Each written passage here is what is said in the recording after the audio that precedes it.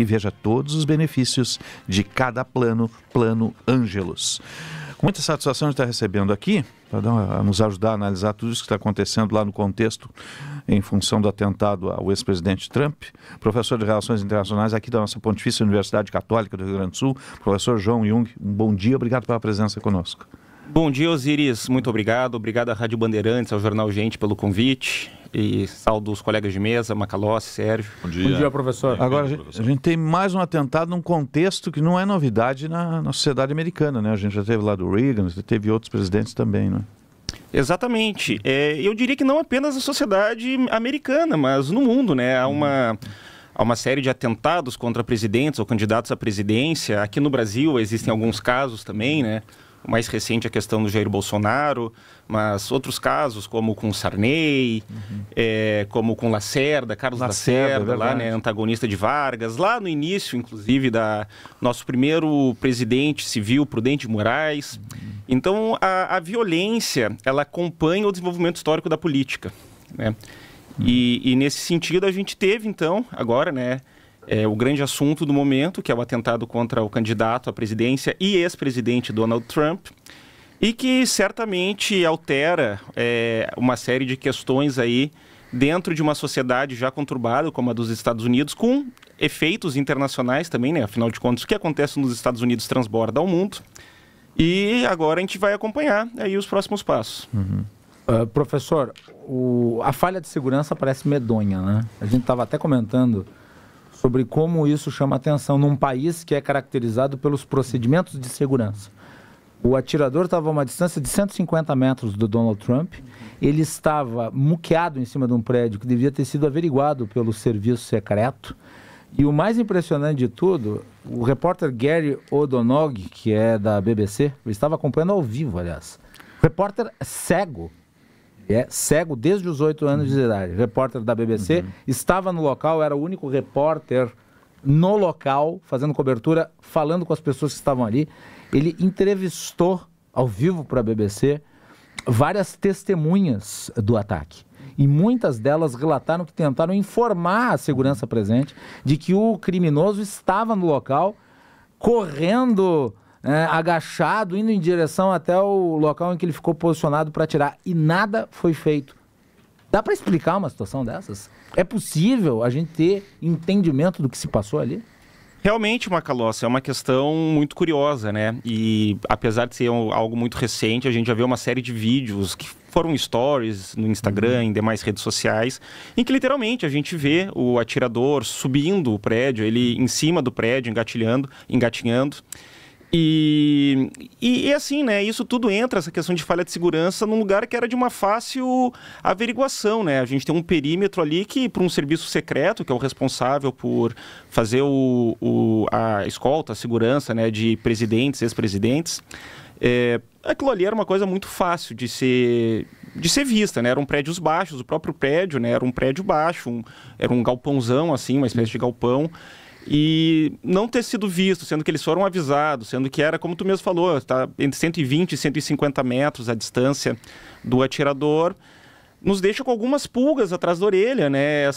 Esse tipo de situação fornece substrato, alimenta teorias da conspiração que começam a surgir por aí também, que eu acho que a gente tem que ter muito cuidado, né? Sim. Antes de começar a conspirar, falar que foi uma coisa, foi outra. A princípio foi um atentado, né? Até que evidências mostrem ao contrário.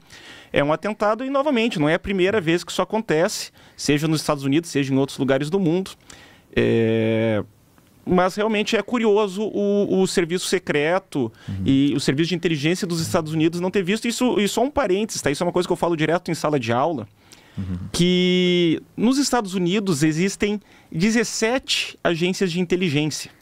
No Brasil existem 2, do qual a civil é a ABIN e a Agência do Exército. Aqui são 2, lá são 17. E isso a gente, né, existem uma séries, filmes, livros, e que é um departamento que recebe muita verba, muito recurso. O serviço secreto está dentro do Homeland Security, que é um dos principais departamentos ali do Pentágono. Então, é realmente muito curioso a realização de tal atentado por uma pessoa sem experiência também, era um jovem de 20 anos, sem nenhum antecedente, que tinha o porte de uma AR-15, né? E isso é uma coisa que nos faz questionar algumas questões na sociedade dos Estados Unidos, talvez não seja o escopo de discutirmos isso aqui. Mas, de fato, Macalossi, concordo contigo, que é no mínimo curioso. Coração, tem uma sequência de pontos aí que me parecem fundamentais. Primeiro deles, e me corrija, professor, se eu estiver errado, evidentemente, primeiro é identificar a motivação de um atentado desse. Isso é fundamental para que até se tome providências de segurança daqui para frente e entender se houve uma motivação política ou se foi algo isolado, completamente intempestivo de um jovem de 20 anos. O segundo ponto, o efeito disso na eleição americana, que é evidente, está aí, não é? E o terceiro, o Macalossi trouxe aqui, falamos no início do programa também sobre as falhas de segurança que os Estados Unidos precisam rever isso sob pena de se exporem ainda mais, não é? Mas vamos ficar no primeiro item aqui, que é a motivação disso tudo. O que se pode avaliar desse momento? Uma sociedade polarizada, não só nos Estados Unidos, no mundo inteiro está assim, não é um privilégio americano isso tudo, pode se atribuir a uma polarização, pode se atribuir a um fato isolado, existia aí talvez uma célula terrorista, o que o senhor avalia neste momento? Obrigado pela pergunta, Sérgio. Então, motivação é difícil a gente falar, ainda mais agora, né, que é algo recente. Então, estão investigando o celular do jovem que perpetrou o atentado. Enfim, começam a investigar a vida e ver algumas questões que possam levar a essa motivação, né? Alguns fatos curiosos. O primeiro deles é que ele era filiado ao Partido Republicano, mas que de uma forma curiosa ele fazia doações ao Partido Democrata. Então a gente não sabe se tem aí uma espécie de esquizofrenia ou já era algo preparado há um tempo para mandar false flags, como a gente chamaria, né? Quando levantando bandeiras opostas. Mas a motivação é complicada a gente falar agora. Acho que qualquer coisa começa a ser suposições. A gente precisa de mais um tempo, a gente precisa de mais investigações aí para poder chegar lá. Mas certamente superpassa esse cenário da sociedade polarizada, como tu mesmo disseste, e que não é só a sociedade dos Estados Unidos, né? Na verdade, é uma questão em relação ao modo de fazer política global, ou pelo menos ocidental, né? Essa democracia liberal ocidental que passa por um atentado a ela mesma, né? Na verdade, esse é um atentado à democracia liberal. E o que é muito perigoso. Alguns casos, por exemplo, a gente deve lembrar recentemente, a Cristina Kirchner teve um atentado ali na Argentina, tiros a queima-roupas que não saíram, na verdade. Em maio, o primeiro-ministro da Eslováquia sofreu um atentado a queima-roupa com 5 tiros, ou seja, é algo que está ocorrendo aí. Claro que quando acontece nos Estados Unidos, os olhos de todo mundo ficam arregalados, né? E uma campanha eleitoral ainda. Em meio à campanha eleitoral. O senhor mencionou as democracias ocidentais, o senhor falou da Eslováquia, mas a Eslováquia não é um país central na Europa. Não. Agora, isso não acontece nas democracias europeias. Pelo menos eu não tenho conhecimento recente de atentados contra candidatos na França, candidatos na Itália, candidatos na Alemanha. O último grande acho que foi contra o Olof Palme, né? Foi contra o Olof Palme numa noite fria de inverno deles, porque lá eles caminhavam, ele ia de casa, transitava a pé e foi atingido por Agora, nos Estados Unidos tem, tanto é que 4 presidentes americanos foram mortos. Assassinados em atentados. Tem uma estatística, Macalossi, que 1/4 dos presidentes já sofreram um tipo de atentado. Então, 1/4 dos presidentes dos Estados Unidos, desde lá de Lincoln, né, que é um fato emblemático, que foi o primeiro a falecer, inclusive, veio a óbito em 1865, isso, falamos do século XIX. E alguns outros, né, que vieram a óbito, como acho que o caso mais emblemático, que está na memória ainda do imaginário popular, do John Kennedy, né? Então... Foram 4. Foi o Lincoln, McKinley, Garfield e Kennedy. E o Kennedy. Exatamente. E 3 atentados, sendo esses últimos 2 mais recentes, o Reagan e agora o Trump. Eu falei do atentado ao Olof Palme, que era o premier da Suécia, foi em 86, né? Tem um filme que conta a história, é um crime sem culpado até hoje. Tem várias versões, não conseguiram chegar a uma conclusão. E como vê, obrigado pela informação, Osíris, mas vê que, em relação ao que eu estava falando, Macalossi, recentemente o George W. Bush passou por um atentado, né? Lançaram uma granada no Bush que não estourou. O Bill Clinton sofreu um atentado, que inclusive morreu um dos seus seguranças. é algo recente, a gente está falando de pessoas mais recentes, a gente está falando lá do século XIX, de Abraham Lincoln, né? Então, é algo realmente perigoso, é algo que se coloca dentro de sociedades polarizadas. O caso, por exemplo, do Kennedy, do irmão dele, né, o Bob Kennedy, um sofreu atentado em 63, o outro em 68, os dois vieram a óbito. E revela uma sociedade polarizada também. A gente pega alguns momentos de uma maior ebulição social, né? A década de 60 era a luta dos direitos civis. O próprio Martin Luther King também, né? Que faleceu. Foi morto em 68, não foi presidente nem nada, mas era uma liderança política, né? Então existem esses momentos de grande antagonismo, de uma espécie de quebra do consenso e do diálogo democrático que fomentam situações como essa que nós vimos agora com o Trump. Se pode projetar daqui para frente, considerando a eleição lá em novembro, é possível afirmar popularmente que Trump está eleito a partir desse atentado? É complicado afirmar, né? Eu acho que na política tudo é possível e na política tudo é inesperado, né? Claro que a gente tem previsões, a gente tem possibilidades, a gente coloca há maiores chances, e essas chances que já eram maiores de Trump vencer se ampliam, certamente, né? O sistema eleitoral estadunidense é completamente diferente do nosso. Enfim, possivelmente mais para frente lá vocês façam algum programa sobre isso, discutindo isso. Mas, basicamente, lá são necessários 270 votos em um colégio eleitoral para se eleger presidente. Antes do atentado a Trump, ele tinha 310 pelas pesquisas, pelas expectativas, né? Contra 206, se eu não estou enganado, do Biden. Então, a gente já tinha uma larga margem aí, né, em relação aos colégios eleitorais. Mostrou 47 a 41. Percentual, né? Que são duas questões, né? São os colégios eleitorais, qual que é a intenção dos votos dos colégios eleitorais e a intenção dos votos dos eleitores, que daí dá algo assim, né? A gente vê ali algumas margens. Eu, inclusive, acompanhei hoje, antes de vir para cá, The Economist publicou, né, uma renomada revista, estava 42 para o Biden, 46 para o Trump, né? Isso como uma média ali. Então, em todos os indicadores, esses são os dois grandes indicadores, né, para a gente mais ou menos ser um termômetro do que serão as eleições, demonstra uma vantagem ao Trump, e agora a gente vai ver como isso vai escalonar. E certamente isso será uma ferramenta, será um coringa que Trump sempre vai ter na manga durante a sua campanha. Até mesmo que a imagem dele de punho cerrado, a bandeira ao fundo ali, aquele fotógrafo fez aquela fotografia, isso vai transformar a convenção republicana num troço, né? Não, aquela é uma foto que vai ficar para a história, aquilo ali vai entrar nos livros da história, aquilo ali, enfim, aquilo ela não é apenas uma foto, ela é um símbolo, né? Ela se torna semiótica que ela se impõe, né? Perfeitamente. O pessoal vai fazer camisa, vai virar tudo. Com certeza, com certeza. Então, assim, né?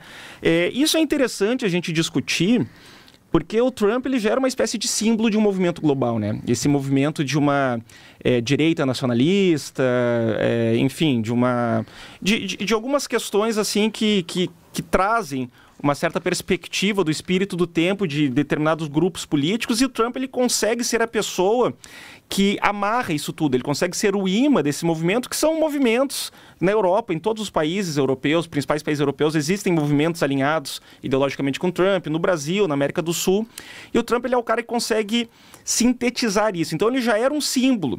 Com essa foto, com esse fato, ele excede, ele transcende o símbolo, se torna uma espécie de mártir. É quase uma canonização de Donald Trump, esse evento, frente a esse grupo que ele representa, né? Então, tu prevê que nessa convenção republicana, como você disse, né? A política ela está sempre à espreita do imponderável. O imponderável aconteceu aqui, né? Reconfigura a convenção.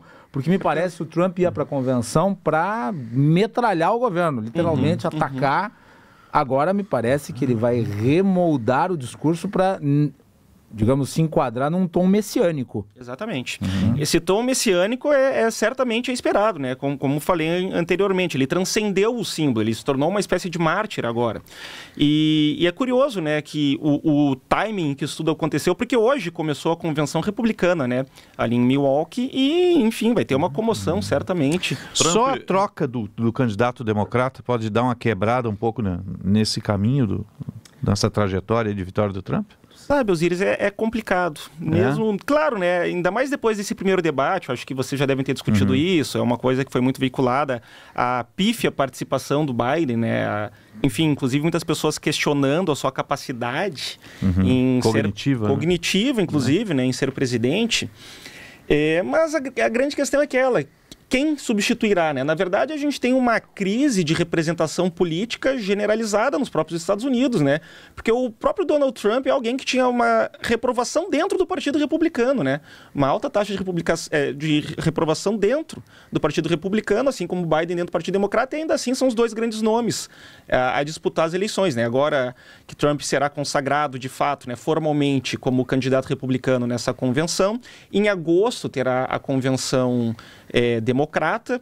A princípio, o que tudo indica, mantém-se o Biden, mas porque não tem muitas opções, sabe, Osíris? No cenário atual, né, professor, os democratas devem estar pensando da seguinte maneira: qualquer candidato agora tem uma chance concreta de derrota mais do que de vitória. Então não vamos queimar cartucho. Exatamente. Deixa o Biden, e se é para perder, que seja com ele. Considera uma eleição perdida, né? Exatamente. Agora, uma vez eleito, Trump terá condições de impor uma política externa mais relevante do que Biden, e aí explico objetivamente. No governo Trump, a Rússia foi controlada, digamos assim, e havia até uma aproximação da Rússia com os Estados Unidos. Biden assume, um mês depois, a Rússia invade a Ucrânia. E Biden não tem força para conseguir pôr fim a essa guerra. Em alguns momentos é até desconsiderado como um ator importante. E aí não é o presidente dos Estados Unidos, sim os Estados Unidos que acabam ficando de lado. Trump terá força de, primeiro, acabar com a guerra, reaproximar a Rússia dos Estados Unidos e, com isso, pôr um clima de mais paz e mais tranquilidade na Europa, por exemplo, porque hoje a Rússia está nos braços da China, né? Que é adversário comercial, o principal adversário comercial dos Estados Unidos. E não apenas comercial, né, Sérgio? Político já também, né? Político e militar também. Né? Político, militar, exatamente, né? Essa é uma resposta, é uma questão que a gente poderia ficar uma hora agora conversando sobre.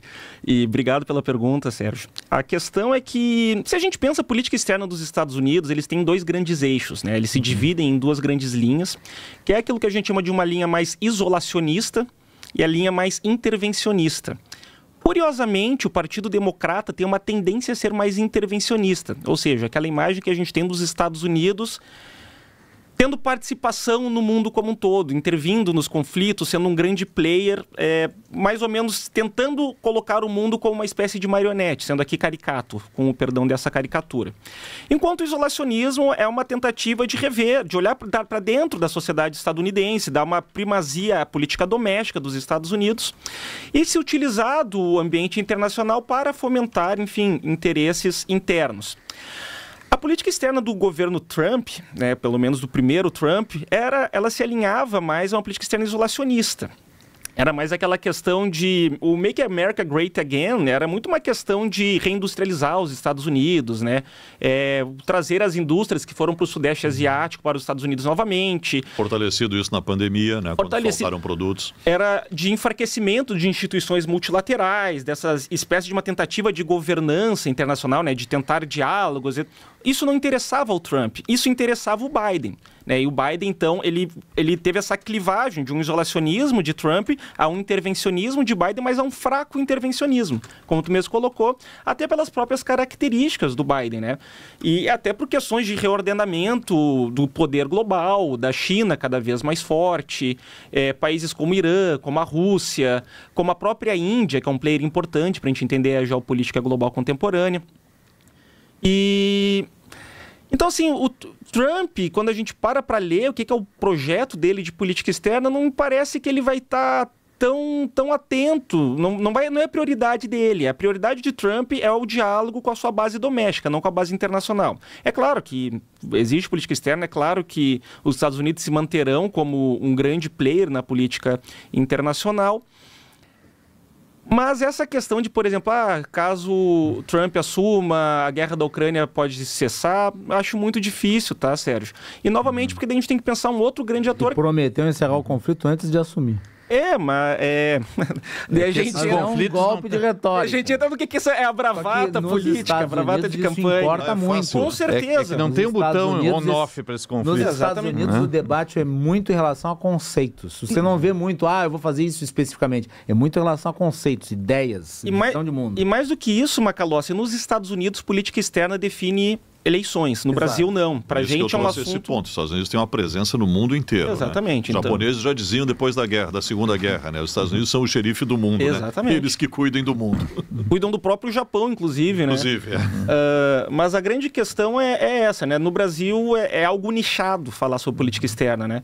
Nos Estados Unidos não é. Assim como a gente debate economia, saúde, aqui eles debatem... Nós estamos falando de uma democracia consolidada, talvez a mais consolidada do mundo, uma economia sólida, que tem seus altos e baixos, tem seus problemas, né? Especialmente agora que a gente vive uma revolução digital e tecnológica, mas não muda. O way of life americano, a população segue no mesmo modelo e não aceita uma mudança brusca, um cavalo de pau. Então resta a política externa para saber como o mundo vai se comportar para que justamente a população americana continue tendo esse modo de vida como sempre teve, né? Há essa preocupação, o senhor percebe essa preocupação da população americana em relação ao resto do mundo? Com certeza, Sérgio. Tu tocou num ponto muito importante. Tem um largo estudo que foi feito em 2022, publicado numa revista acadêmica de prestígio, fazendo uma espécie de termômetro da sociedade estadunidense, pensando como é que está a percepção em relação à democracia lá. E cerca de 70%, né, segundo esse estudo, 70% da população estadunidense acha a democracia atual insuficiente.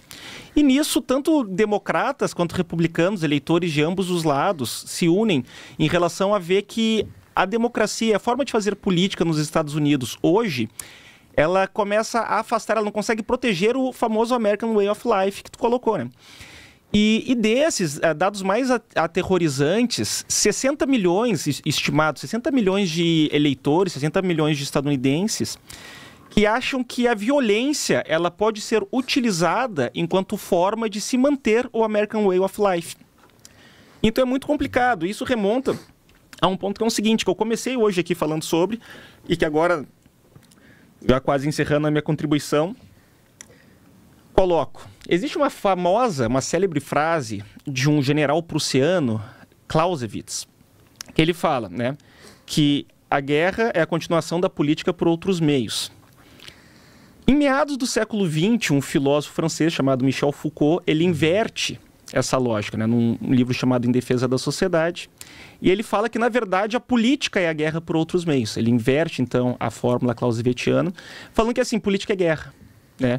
E essa guerra, assim como qualquer guerra, às vezes passa por momentos de armistício, às vezes a gente tem um momento de um desescalar do conflito, mas agora a gente está vendo o escalonamento deste conflito. Então terão efeitos eleitorais, terão efeitos sociais, terão uma série de efeitos a partir deste momento, a partir deste atentado contra Trump, que afetará a sociedade estadunidense e a sociedade global, inclusive o próprio Brasil. Professor de Relações Internacionais aqui da PUC do Rio Grande do Sul, João Jung, obrigado pela presença conosco, até um próximo contato e uma boa semana. Muito obrigado, Osiris. Obrigado a todos. Um abraço aos nossos ouvintes. Nós é que agradecemos. 9h59, está chegando aí o Repórter Bandeirantes. Em seguida a gente volta.